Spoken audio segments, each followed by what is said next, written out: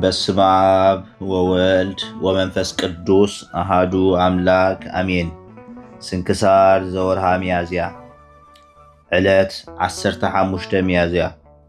በዛ ዕለት እዚኣ ኣብ ሃገረ ግብፂ ሜራ ዝተባህለት ዓዲ ብስም ቅዱስ ኒቆላዎስ ኤጲስቆጶስ ዝተሃንጸት ቀዳመይቲ ቤተ ክርስቲያን ዝተመረቐትሉ መዘከርታ እዩ። እዛ ኣቦ ድማ ካብቶም ኣብ ሃገረ ኒቅያ ዝተጋብኡ ኣቦታት 318 ኤጲስቆጶሳት ሓደ እዩ። እዛ ቤተ ክርስቲያን ከዓ ኣብ መእተዊ ሃገር እስክንድርያ ብወገን ምብራቕ ዝተሃንጸት ኣብ ገድሊ ኣባ ሲኖዳ ዝተፈልጠት እያ። እዚ ቅዱስ እዚ ኣጸቢቑ ሸምገለ። ኣብ ቅድሚ መኳንንቲ ዲዮቅሊጣኖስ ከዓ ብጎይታና ኢየሱስ ክርስቶስ ተኣመነ እሞ ብዙሕ ሽግርን መቕጻዕትን በጽሖ። እግዚአብሔር ከዓ ክሳብ ምስ ማሕበር ጉባኤ ቅዱሳን ኣቦታት 318 ቁንዓት ሃይማኖት ጸኒሑ ዝጋባእ ኣትረፎ። ናይዚ ቅዱስ እዚ ተኣምራቱ ኣዝዮም ብዙሓት ኣብ ኩሉ ዓለም ከዓ ግሉጻትን እዮም። በረኸቱ ምሳና ትኹን ንዘለዓለም ዓለም ኣሜን። ሰላም ለቤተ ክርስቲያን ለኒቆላዎስ በስሙ ያዕቆባውያን በግብፅ ዘቀደስዋ በስሙ በዛቲ ዕለት ከመ መምሃራን ተርጎሙ ነጸሩ ስነ ብርሃን በአምልኮ ጣዖት ዘጸልሙ ወጥዩ ባቲ በገጋይ ዝሃሙ። ሰላም ንቤተ ክርስቲያን ንኒቆላዎስ ብስሙ ያዕቆባውያን ኣብ ግብፂ ዝቐደስዋ ቅድም ቀዲሙ በዛ ዕለት እዚኣ መምሃራን ከም ዝተርጎሙ ባና ብርሃን ረአዩ በምልኾ ጣዖታት ዝጸለሙ ብኣውን ሓወዩ ብጌጋ ዝሓመሙ። በዛ ዕለት እዚኣ መዘከርታ ቅዱስ ኣጋቦስ ሐዋርያ ሓደ ካብ 72 ኣርድእቲ እያ። ንሱ መጽሓፍ ግብሮም ንሐዋርያ ዝዘከሮ ኣብ ሐዋርያ ጳውሎስ ዝበጽሐ ነገር ዝተነበየ እዩ። ንሱ ደጊሙ ብዛዕባ እቲ ብዘመን ቀላውዴዎስ ቄሳር ዝመጽእ ዓብይ ጥሜት ተነበየ። ትንቢቱ ከዓ ተፈጸመ። ጥሜትን ሕማምን መጺኡ ንብዙሓት ኣሕዛብ ኣጥፍኦም። እንሆ ድማ ገድሉ ዕለት 4 የካቲት ጽሒፍናዮ ኣለና። በረኸቱ ምሳና ትኹን ንዘለዓለም ዓለም ኣሜን።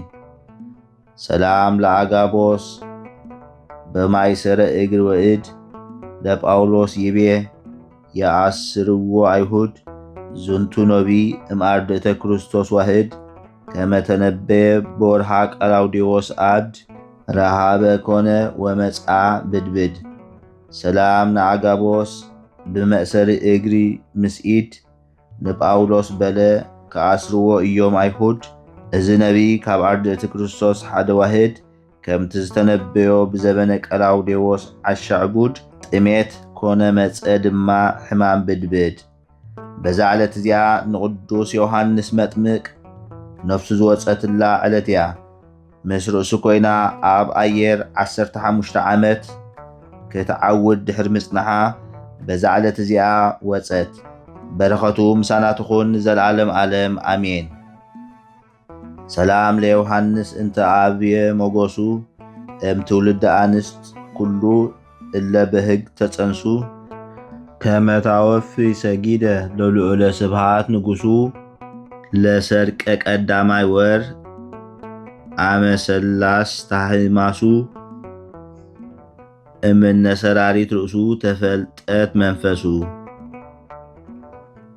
ሰላም ንዮሐንስ ዝዓበየ ክብሩ ሞገሱ ካብ አንስቲ ካብ ዝተወልዱ ኩሎም ብሕጊ ዝተጠንሱ ስግደት ክተቕርብ ንልዑል ናይ ክብሪ ንጉሱ ንባሕቲ ቀዳማይ ወርሒ ኣብ ሳልሳይ ተሕማሱ ካብ ነፋሪት ርእሱ ተፈልየት ነፍሱ። በዛ ዕለት እዚኣ እለ እስክንድርያ ሰማዕትነት ተቐበለት። እዛ ቅድስቲ እዚኣ ንዲድያኖስ ዓላዊ ንጉስ ሰበይቱ እያ። ቅዱስ ጊዮርጊስ ነዛ ዓላዊ ንጉስ ብተሳልቆ ንኣማልኽቲ ዕጣን ክዓጥን የምስ በሎ ሓቂ መሲልዎ ናብ ቤተ መንግስቱ ኣተወ። ቅዱስ ጊዮርጊስ ከዓ ተንስኡ ኣብ ቅድሚ ንግስቲ እለ እስክንድርያ ጸለየ።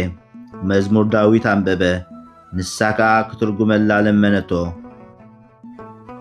ንሱ ድማ ተርጎመላ ምስጋና ንዑ ይኹን ናይ ጎይታናን መድሓይናን ኢየሱስ ክርስቶስ ምስጢረ መለኮት ገለጸላ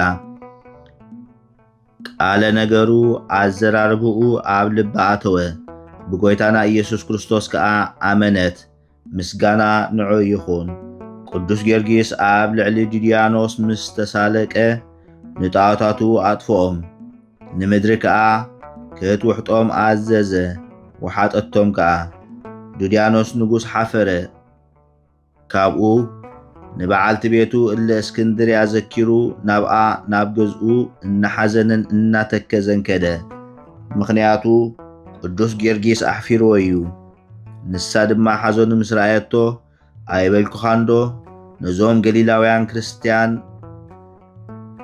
ኣይትቃወሞም ምኽንያቱ ኣምላኾም ሓያልን ጽኑዕን እዩ ዶ ኣይበልኩኻን በለቶ ንሱ ከዓ ነዚ ቃል እዚ ካብ ኣፋ ምስ ሰምዐ ኣብ ልዕሊኣ ተቖጢዑ ክቐጽዕዋ ክሳዳ ብሰይፊ ክቖርጽዋን ኣዘዘ ከምቲ ዝኣዘዞ ድማ ነፍሳ ክሳብ እትሕልፍ ብብርቱዕ ቅጽዓት ቀጽዕዋ ናይ መንግሥተ ሰማያት ኣኽሊል ሰማዕትነት ተቐበለት እግዚአብሔር ብጸሎታ ይመሓረና ንዘለዓለም ዓለም አሜን ሰላም ለእለ እስክንድርያ እንተኮነንዋ ህዝባ እምነ ክውደ ኣንቢሮም መልእልተ ጥባ እይንተ ገደፈት ክብራ ወምድራዊት ሰብሳባ እግዚአብሔር እግዚ መንግሥተ ሰማያት ወሃባ እስመ ጊዮርጊስ ሃቤሁ አቅረባ ሰላም ንእለ እስክንድርያ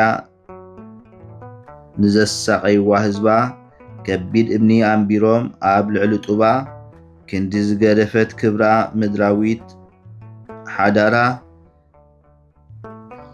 እግዚአብሔር መንግሥተ ሰማያት ሃባ ቅዱስ ጊዮርጊስ ናብኡ ስለዘቕረባ ሰላም ለከ አቢብ ዝሆርኮ ለፍለተ ጻድቃን ወሰማይት በይታሃውኮ ምስለ ክሳድከ ሰናይ በቃማስን አምልኮ ያስተጣግ ርእስከ ዘሰይፈ ሃራዊ በተኮ እግዚአብሔር ዮም ፈነወ መልአኮ ሰላም ንዓኻ አቢብ ዝኸደንካዮ ዝሖርኮ ንመንገዲ ጻድቃንን ሰማዕታትን ብዘይ ምህዋኽ ምስቲ ጽቡቕ ክሳድካ ብዝወቀበ ሽማግለ ኣምልኾ ንርእስኻ ክላግብ ሰይፍ ወተሃደር ዝበተኾ እግዚአብሔር ሎሚ ለኣኸ መልአኾ ዘቕረብክዎ ማህሌት ኣዘኻኺራ ኣይላፍ ካብቶም ኣዘውቲሮም ዘገልግሉኻ ኩሉ ግዜ ብዘይ ምዕራፍ እንዳኸነብብ ተቐበል ናይ ድኽነተይ መጽሓፍ ዝገበርካ ጎይታ ናይታ መበለት መባእ ውኩፍ ካብ ዘእተውዎ ሃብታማት ናይ ሃብቶም ተረፍ ቅዱሳን ነቢያት ሃዋርያትን ሰባኽያን ሰማዕታት ምስ ጻድቃን ደናግል ከዓ መነኮሳትን ሄራን ባርኾት ባርኹ ማሕበር ዘቅድስቲ ቤተ ክርስቲያን ካብ ዝዓበየ ሽማግለ ክሳብ ዝነኣሰ ህፃን